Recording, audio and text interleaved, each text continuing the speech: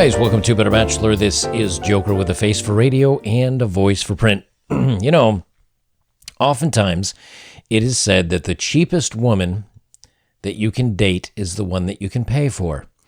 In other words, by the time that you, say, get married, by the time that you pay for your wife's the things that she wants, because again, women like men to be the providers. It doesn't mean that you're 100% in charge of the bills, but let's say a man and a woman both make $100,000 a year.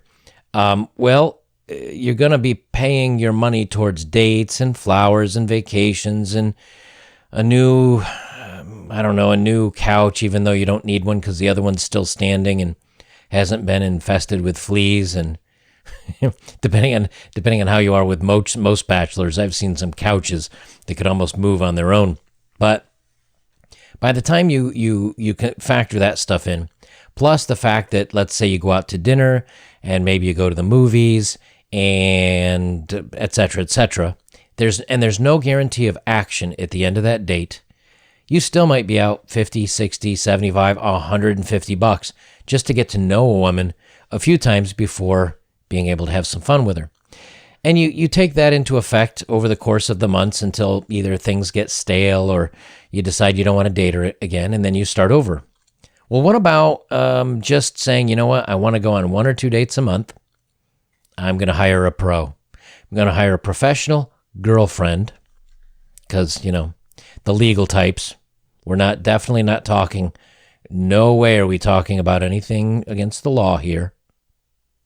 No way are we. And in some countries it is legal. And in certain areas in the United States, like out in, I think it's the Bunny Ranch. Is that out in Nevada? I think it is. Never been curious about it. And on top of that, you have now, of course, silicone girlfriends. But the whole point being that in many ways, we say, a lot of guys that are bachelors say, it's just cheaper to hire a girlfriend for the night. Well, actually, a professional girlfriend, and I have to watch my words here, a professional girlfriend agrees. Now, maybe you're saying, well, that's because she's going to get the money out of it. But let's read through this post. It's a fun one. It's from Satoshi Kanazawa. But he has an interview with a professional, and she brings up some really good points that most of the intelligent men that she knows stay single, and they are successful because they're single, and they just hire a professional. So let's go through this. They say, are all women essentially pros? A perspective from someone who knows what she's talking about. All right, I'm going to jump down a little bit here because the beginning of this talks about a previous article that he wrote that has nothing to do with this one. Meanwhile, back at the Scientific Fundamentalist blog, my earlier post caught the attention of a retired pro named Maggie. She contacted me out of the blue, just like Allie contacted Levitt out of the blue, and corrected some misconceptions that I had about being a pro. She saw right through me and correctly surmised that I had no personal experience or knowledge of pros. Essentially, I didn't know what I was talking about. Maggie very politely pointed out some of my misconceptions. Since I cannot really say it any better than she did in her initial email message to me, I'll quote her message here. She says, and this is Maggie saying this, my distinction between pros and ordinary women presumes that pros are fundamentally different from what I call amateurs, which we aren't. Your assumption seems to be based on the fallacies that, 1, pros provide a consistent level of service no matter how we're treated, and 2, to a man, all intimacy is good intimacy. While the second statement may certainly be true of some men, especially those who patronize night workers, it isn't by any stretch of the imagination true of most. The average client of a $300 an hour pro, which was exactly what I charged, wants a good quality girlfriend experience, or what they call a GFE, which is girlfriend experience, which will be much more likely if he treats his date like a lady. Most women who are treated as though they are bought and paid for will try to complete the act as quickly as possible and get such a client out the door. Furthermore, in my experience, the typical client enjoys the illusion that a beautiful woman wants to spend time with him, even if he intellectually knows she is there only for the money. I guarantee you that the majority of my clients tried their utmost to impress me, even to the point of bringing me gifts, flowers, and the like. We've talked about this before, where the silicone, where if you get yourself a silicone woman, a doll, that many times you can transfer those emotions to her. And not all guys agree with that, but it seems clients are able to do this because they don't want to, if they like being alone, they want to go on a date. And yes, maybe they pay for dinner, maybe they bring flowers, but it's one date and they guaranteed to get lucky at the end of it, and then they call it a day. Plus, if you get bored with that date, it's very easy to get another date, and you don't have to go through the whole courtship ritual again. Another mistake that I made, which Maggie implicitly points out in her message above, is to treat all of the work and the pros as one monolithic and undifferentiated entity. It appears that educated and intelligent, and yes, very, very expensive women like Allie and Maggie are very, very different from common night workers and $2 pros in the bushes. I almost get the impression, both from reading about Allie and from other pros in Super Freakonomics, from communicating with Maggie, that high-class pros like Allie and Maggie have more in common with college professors, corporate executives, or poets than with the more affordable and visible members of their profession. What's interesting is that if you look at, I can't think of any movies that cater to this, but if you think about it, again, let's say that you want to go out and have a good date with an intellectual, someone that's interesting, someone that's a 10, like a 9 or a 10, because I would assume, or at least they're attractive, that you're attracted to them.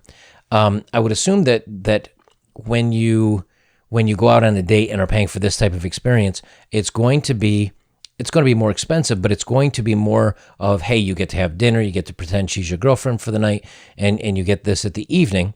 But it says with the more expensive ones, they have more, similar with college professors, corporate execs, or poets, which means that maybe because they're intellectual and hold good conversations, that you are, I don't know, that you're getting a higher class date, so to speak. One thing that she mentions here and a little bit later on, but I want to bring up now, is that, if you think about it, again, anything that you're paying for a date she's basically saying, hey, you go on a date, $300, deal's done. You know what's going to happen. I know what's going to happen. You get a full girlfriend experience. But by the time that you pay and spend for the dates and the other things, and there's no guaranteed getting lucky because she may have a headache or has to work in the morning, or the first couple of dates are probably not going to happen, so on and so forth. And here's the big thing. With a lot of what's going on right now, many men are afraid of getting accused of something that they didn't do. Well, when you're working with a professional, they know that the action's going to happen, and as long as you're not physically harmful, then they're game. They're already telling you they're game, and so there's not going to be any regret later on. In many cases, and this is going to sound crazy, but in many cases, this makes a pro safer than a date with an unknown woman. Now, if you were to go on many dates with a woman and you get to know her, and you don't think you will get to a point where you think you've got her figured out, and you think you're safe, and you think you're okay, and you're not going to get blamed for anything bad, and you do something with her, it's much less. It's much more likely that she would be the one to file a complaint against you than a pro, because a pro is saying, look, this is what I do. Like I'm not going to make something up against you because this is what you do. Now, I can't speak to the truth of that or not, but I've still yet, on all the stories that I've read of false accusations, have I read once where she was a pro and she accused somebody of something. It hasn't happened, but I've read probably hundreds and hundreds of stories, and hundreds of stories of the wife, that's a school teacher that does something that she's not supposed to do, or the prison guard that does something with a prisoner they're not supposed to do, or so on and so on. I've never heard a story of a pro where she's said that somebody did something that they shouldn't have. I don't know. And believe me, I want to hear what you guys think about this, because I know some of you are like, I've never had a pro. I have no desire for one, but I have. When I was down in the red light district down in Amsterdam, man, some of those women were 12s. I mean, they were California 10s, just absolutely stunning. And they were expensive. And then as you go, and that's right on the main drag where most of the people are. And then as you go further on down the canal where the red light district is, as it gets a little darker and a little more out of the way, the price falls a little bit, and that's where you'll see maybe 6s, 7s, and 8s. And then if you shoot down side alleys, that's where you'll find your 3s, 4s, and 5s, right? They have all types there.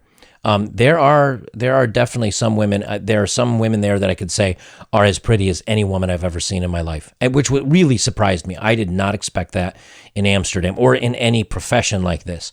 So they are there. I don't know the pricing, although I think I heard one gentleman talking to one of them as I was walking past. They were not speaking English, but I want to hear. I want to say I heard something like 100 or 200 euros, something like that. But anyway, by the time you do all that, it's less expensive. And just picture this: even if every date was free and you went all the way up through marriage, and then your wife decides to leave you, and she takes a couple $100,000 worth of your equity or your house or whatever, you've paid for it. You're just paying for it in all in one lump sum versus by the transaction, so to speak. They continue on. Of course, this does not answer the question of why more intelligent men are more likely to have had intimacy with a pro, but Maggie has an idea. Intelligent men are less likely to believe in silly propaganda against us and less likely to have the kind of fragile masculine ego with which would be wounded by having to pay for it. The intelligent man knows that free tail is the most expensive kind. She even says it herself, and can make the reasonable and pragmatic decision to spend his money on a sure thing rather than chasing women whose price and quality are uncertain. Yeah, if you have to, when you go buy the engagement ring for $5,000, $7,000, $10,000, $15,000, whatever, there you go. That's a whole lot of paying, and that's just the beginning. He says, anyway, I've learned so much from Maggie as Levitt has from Allie. I would highly recommend my readers to check out her blog, The Honest Courtesan. As you will see, Maggie and I share a lot in common, including our shared disdain for modern girl power, or what Maggie calls neo-girl powerism. That's what she says. So, guys, I didn't want to go down here too far, but the whole point of this is that whether this pro says basically intellectual men understand, which I guess that means we're intellectuals, but they understand. Look, I'm going to pay one way or another. I have no shame in just. I'm not going to be in the dating market. I don't want to put myself out there. I don't want to be rejected. I don't want to go through all that. I don't want to have to worry about false accusations. I know what the expectations are. We're going to do this. We're going to have a date. We're going to have a good time. Then we're going to go back and we're going to have some fun. And then it's over. And if I never see them again, then I'm good. And if I want to choose a different one, then I'm good. And so redhead one week, blonde the next month, brunette the month after that, whatever. That a lot of men are saying, this sounds more like what's right for me if I even still want to interact with women. Or if you're the guy that says, I monk like 90% of the year, but maybe, I don't know, once or twice or 3 times a year, it's still kind of nice to know what it feels like to have the attention and the touch of a woman. A lot of guys are going like this. And let's say you go 3 times a year, right? And let's say it costs you with dinner and everything $300-400. That's $1,200 in a year. Now, for some of you younger guys, that's a ton of money. For older guys that are probably using these services, it's not nearly as much. The other thing is, too, you're not judged. As long as you have a good time, she's happy because she's getting what she wants out of the transaction. And you don't have to keep the fires stoked, so to speak. You can just reach out every few months and go that way. So it's an interesting thing that, a lot of you guys have talked about, well, I want a girlfriend, I want this, or I want that. And to some of you guys that haven't had the experience yet, again, this is an option for you. And again, check legality here, right? But it is an option for you. I would say to those of you that really want to see what it's like, you can look into this. For me personally, again, it's not my thing, but it may be easier going this route if you have struggles either physically or with your looks or something that you think would take a mountain of work to overclimb. If it takes you 100 or 200 hours to learn some game and to be able to do this, that, and the other thing, hitting the gym and going in just so you can get a date to try to get some, or you can just say, my time is much better spent spending all those hours to make a couple $100 to make this happen. So I'd love to hear what you guys think about it. You always have different views on this stuff. Me personally, I have no problem with it being legal. I have no problem with anybody that wants to participate in it. And if that's your thing, then go for it. For me personally, I'm not into that. But if a point came in time where, Uncle Joker becomes Grandpa Joker, and I'm 65, and I'd still like to be able to go out with a 25-year-old, 9 or a 10, and I might have to write a check for that experience. Who's to say? Who's to say? Now, again, I might be up in a cabin in Alaska and never see another human again as long as I live. Who knows? But guys, if you'd like to support my work, links are below as always. If you have, thank you very much. And the best thing you can do to help me, like, comment, share, subscribe, and check out my older videos. All of them have some fun stuff on there for you. Only about 38% of you are subbed. I don't know why that is. If you like my work and you appreciate my content, I hope I earn some subs from you guys, because that continues to promote the channel. Guys, I'll leave it there. This is Better Bachelor. I'm Joker, and remember, nothing wrong with going with a pro in some cases, because in the long run, it'll cost you less than getting a girlfriend, maybe getting married, and then maybe having half your stuff taken for you. Let me know what you think.